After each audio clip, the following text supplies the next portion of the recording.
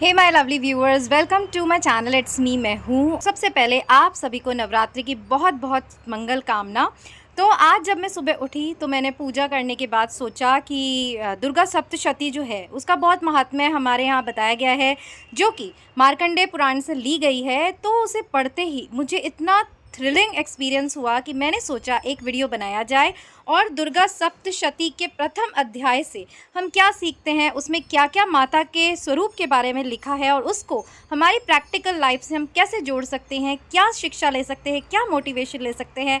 इसीलिए आज नवरात्रि के उपलक्ष्य में मैंने सोचा कि एक ये वीडियो बनाया जाए, क्यों ताकि अगर आपने ज़िंदगी में कभी सप्तशती दुर्गा सप्तशती उठाकर नहीं पढ़ी है, आप इस मोटिवेशन से वंचित न रहें। लर्नेड बुक्स हैं, भगवद गीता ले लीजिए, रामायण ले लीजिए। अगर आप उनकी नॉलेज जो दुनिया भर के लोग जो हैं उसका यूज़ कर रहे हैं और हम इंडियंस होते हुए अगर इसका यूज़ नहीं करते हैं, इससे हम फ़ायदा नहीं उठाते, तो फिर हम एक बहुत ही कीमती चीज़ से वंचित रह जाएंगे। तो सबसे पहले तो इन शॉर्ट हम ये समझते हैं कि दुर्गा सप्तशती के पहले अध्याय में लिखा क्या है।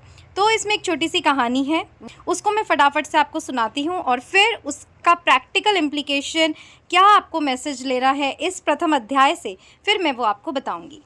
तो देखिए, इसके प्रथम अध्याय में एक छोटी सी कहानी है कि राजा सुरथ जो हैं वो अपने राज्य से बाहर निकाल दिए जाते हैं। उनके राज्य पर आक्रमण होता है और वो अपने घोड़े पर सवार होकर घने जंगल की तरफ चले जाते हैं। परास्त होने के बाद वो बहुत हताश होते हैं और जंगलों में जाने के बाद भी वे इतने दुखी रहते हैं कि पता नहीं मेरे राज्य का क्या होगा, मेरे हाथियों का क्या होगा, मेरी सेना का क्या होगा और मेरे खजाने का क्या होगा। तो ये सभी विचार उनके मन में आते हैं। उन्हें मेधा ऋषि का आश्रम दिखता है, वे वहाँ चले जाते हैं। अब आश्रम में उन्हें एक वैश्य मिलते हैं जिसका नाम समाधि था। तो वे वैश्य से पूछते हैं कि भाई तुम क्यों चिंताग्रस्त हो।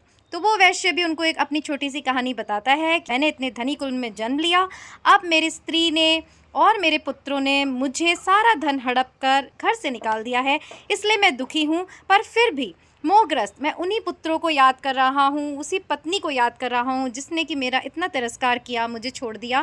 तब जो राजा सुरथ हैं वो आश्चर्यचकित होते हैं कि कितने मोह में अंधे हो रहे हो तुम, कि जिन लोगों ने तुम्हें कुछ नहीं समझा, तुम्हें अपने जीवन से निकाल फेंका, उनके लिए तुम अभी भी चिंताग्रस्त हो, शोकग्रस्त हो।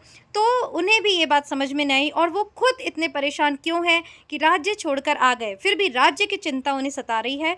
तो इस बात का हल ढूंढने के लिए वे मार्कंडेय ऋषि जी के पास जाते हैं और ऋषि जी से पूछते हैं कि इस दुख का, इस शोक का, इस मोह का क्या कारण है। तो मार्कंडेय ऋषि जी जो उनको बताते हैं उसे दुर्गा सप्तशती जो है वो प्रारंभ होती है। तो मार्कंडेय ऋषि कहते हैं कि ये जो तुम्हारे जीवन में अभी हो रहा है, जो तुम सोच रहे हो, समझ रहे हो, तुम्हारी बुद्धि जो मोहग्रस्त हो रही है, इसमें तुम्हारा दोष नहीं है, इसमें इसके पीछे महामाया है। तब उन दोनों में ये उत्सुकता जागृत होती है कि ये महामाया कौन है जो हमको भ्रमित करती है, हम ही को दुख देने वालों के प्रति मोहग्रस्त कराती है। तब तो मार्कंडेय जी ने उनके ऐसे पूछने पर उस महामाया का बखान किया कि ये जो महामाया है ये वही है जो हमें मोहग्रस्त भी करती है, ये वह भी है कि वो अगर अपनी माया का पर्दा हटा दे तो मुक्ति भी इसी महामाया से हमें मिलती है। तो उन्होंने अब इस दुर्गा सप्तशती की स्टार्टिंग में माँ का बखान करना शुरू किया कि कैसे माँ का आगमन हुआ, कैसे माँ की उत्पत्ति हुई। उन्होंने बताया, वो भी मैं आपको शॉर्ट में बताती हूँ ताकि कम से कम हमारे धर्म ग्रंथों के बारे में हमें नॉलेज हो और हम उसे अपने जीवन में उतार सकें। मार्कंडेय जी ने जो उनको माता की उत्पत्ति की कहानी सुनाई वो भी मैं आपको शॉर्ट में बताती हूँ। उन्होंने कहा विष्णु जी जो हैं वो अपनी योग निद्रा में सो रहे थे। अब ये जो निद्रा है, ये जो योग निद्रा है, वो भी महामाया के ही कारण है। उसे भी उन्होंने महामाया का ही स्वरूप बताया। और मधुकैटभ जो दो राक्षस थे वो इतना परेशान सबको कर रहे थे कि उनसे भयभीत होकर ब्रह्मा जी ने विष्णु जी को योग निद्रा से जगाने का प्रयास किया। पर जब वो नहीं जागे तब उन्होंने योग निद्रा जो कि महामाया माँ का स्वरूप है उसका आह्वान किया और उनकी स्तुति करी कि हे माँ, तुम ही विष्णु जी को इस निद्रा से मुक्त करो ताकि ये मधुकैटभ का वध करें। फिर क्या होता है, माँ की उपासना से माँ खुश होती है और अपनी योग माया समेट कर विष्णु जी को निद्रा से उठाती हैं। और जैसा कि किताब में लिखा गया है कि फिर विष्णु जी मधुकैटभ से युद्ध करते हैं जो कि 5000 वर्ष तक, इमेजिन 5000 वर्ष तक चलता है। और फिर जब वो उनको नहीं मार पाते तब की ही प्रेरणा से वो उनके अहंकार को पुष्ट करते हैं और फिर कहते हैं कैसे तो इन मधुकैटभ का संहार हो। तो देखिए मधुकैटभ ने अपने अहंकार में, अपने बल के अहंकार में बोला, अच्छा बताइए कि आप क्या वर मांगते हैं। और जी ने अब इस क्षण का उपयोग करके मधुकैटभ से यही वर मांगा कि मैं यही वर मांगता हूँ कि मैं तुम्हें मार दूं, कि मैं तुम्हारे दोनों का वध कर दूं। अब तो जो दोनों मधुकैटभ थे वो ठगे से रह गए कि उन्होंने ऐसा वर मांग लिया है जो कि अब ना देना बिल्कुल भी पॉसिबल नहीं है। फिर मधुकैटभ ने ये कहा कि वो हम उन्हें मार तो सकते हैं पर ऐसी जगह मारे जहाँ पानी का भाग ना हो। अब पृथ्वी पर ऐसी कोई भी जगह है ही नहीं जहाँ पानी का भाग ना हो। तो उन्होंने अपनी बुद्धिमत्ता तो लगाई पर भगवान ने अपनी कहते हैं जंघाओं पर रखकर उनका वध किया और इस प्रकार मधुकैटभ का वध हुआ। अब ये तो जो स्टोरी उसमें थी मैंने अपने शब्दों में आपको समझाई ताकि एक आपको इस प्रसंग के बारे में पता रहे। अब हम इसे रिलेट करते हैं कि इस दुर्गा सप्तशती पाठ प्रथम अध्याय का हमारे जीवन में क्या उपयोग है। इससे पहले तो आपको यही प्रेरणा लेनी है कि हम जो जीवन में इतने मोहग्रस्त होते हैं उन लोगों, उन सभी रिश्तों में, नातों में जो शायद हमें इतनी वैल्यू भी नहीं देते, फिर भी हम हमारे दिल से मजबूर होते हैं। हम हमारी सभी ज्ञान और बुद्धि होते हुए भी हम इतने मजबूर होते हैं कि उन्हीं लोगों के मुंह में पड़े रहते हैं और हमारा जीवन जो है वो यूं ही निकल जाता है। तो यहाँ ईश्वर ने हमें प्रेरणा दी है कि अपने अपने मुंह को अपनी बुद्धि से, अपने शास्त्रों के ज्ञान से और ईश्वर की कृपा से आपको जो है वो नष्ट करना है और सब में रहते हुए भी निर्लिप्त रहकर आपको अपना जीवन कैसे जीना है। तो मोह ही दुख का कारण है, जैसा कि गीता में भी कहा गया है, वही हमें यहाँ भी सीखने को मिलता है कि मोह से हमें पार पाना पड़ेगा, तभी हम कुछ जीवन में आध्यात्मिक उन्नति कर पाएंगे। सेकंड, हमें ये देखने को मिलता है कि देखिए विषम परिस्थितियों में भी जिस तरह ब्रह्मा जी ने स्तुति करी माता की, उसी तरह हमें भी विषम परिस्थितियों से घबराना नहीं है। हमें ईश्वर का आह्वान निरंतर करते रहना है, अपने कर्म को करते रहना है और ईश्वर हमारी मदद करने ज़रूर आता है।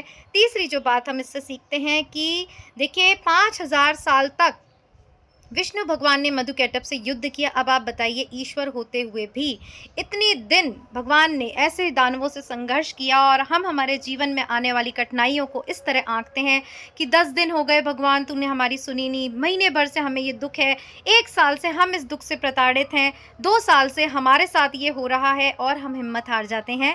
तो ईश्वर ने आपको ये भी इससे समझाया है कि कभी भी किसी भी क्षण आपको जीवन में जब अंधेरा दिखाई दे तो भी आपको हिम्मत नहीं हारनी है और ईश्वर के रास्ते चलते चलते अपने संघर्ष को करते जाना है और एक दिन विजय जो है वो आपकी ही होगी।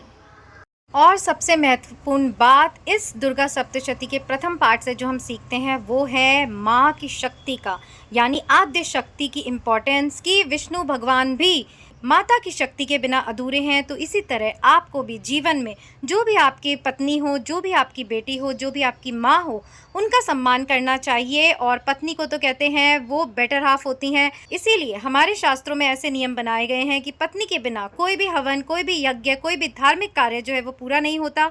तो इस नवरात्रि में विशेष आपको ये ध्यान रखना है कि आपको जो है शक्ति की साधना करनी है, वो तभी होगी जब आप आपके इर्द गिर्द जो शक्ति स्वरूपा माताएं हैं, बहनें हैं, आपकी पत्नी भी है, उनका जब आप सम्मान करेंगे तभी ईश्वर की वो माँ की शक्ति आप में उतरेगी। तो लास्ट इससे हमें यही मोटिवेशन मिलता है कि जीवन में जब भी अंधकार छा जाए, आपको कुछ समझ में ना आए, तब आप माँ की शक्ति का आह्वान करिए। और ये 9 दिन तो, ये नवरात्रियाँ तो खास इसी चीज़ के लिए बनाई गई हैं कि कैसे आप माँ की शक्ति को अपने अंदर उतार कर अपने हर संघर्ष में विजय प्राप्त कर सकते हैं। सो होप आपको आज का एपिसोड ज़रूर पसंद आया होगा। Happy Navratri to all of you once again. और फिर मिलेंगे यहीं इट्स मी मैं हूँ पर एक नए वीडियो के साथ। टिल देन अपना ध्यान रखिएगा। जय माता दी।